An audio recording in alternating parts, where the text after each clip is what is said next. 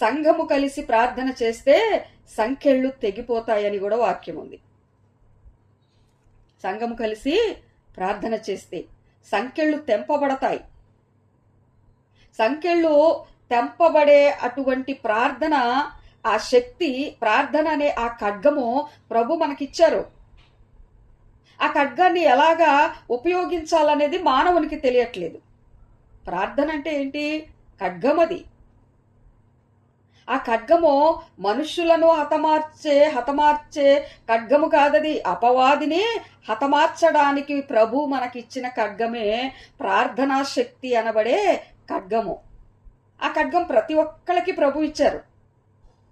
ప్రార్థన చేసి ఈ లోకములో అపవాదిని జయించండి, రక్షణ కవచంగా ఈ కవచాన్ని మీ దగ్గర ఉంచండి, ఇది ప్రార్థన కవచము, ప్రార్థన ఖడ్గము అని ప్రతి ఒక్కరికి ప్రభు ఇచ్చారు. గాని దాన్ని ఉపయోగించటం మానవునికి అర్థము కావట్లేదు, సమయం ఉండట్లేదు.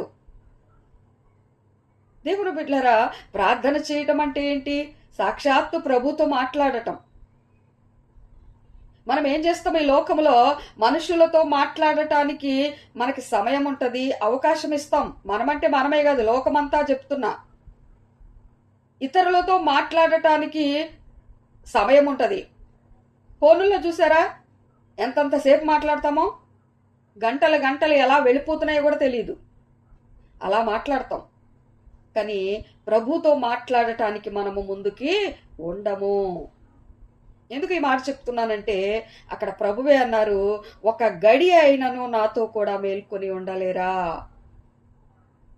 అంటే, మీరు ప్రార్థన చేయలేకపోయారా అంటున్నారు ప్రభు. నాతో కూడా మేల్కొని ఉండలేరా అంటే కన్నులు తెరిచి మేల్కొని కూర్చోమని అర్థం కాదు. అది ఏమంటే, ప్రభు ప్రార్థన చేయడానికి కొంత దూరం వెళ్లారు గెత్సెమనే తోటలో.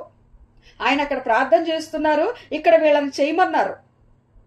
కానీ వీళ్ళేం చేశారు? నిద్రపోతున్నారు. అందుకే ప్రభు అన్నారు, ఒక గడి అయినను నాతో కూడా మేల్కొని ఉండలేరా అంటే, నేను ప్రార్థన చేస్తున్నాను కదా, నన్ను పోలి మీరెందుకు ప్రార్థన చేయకుండా నిద్రపోతున్నారు అని ప్రభు ఉద్దేశం అక్కడ.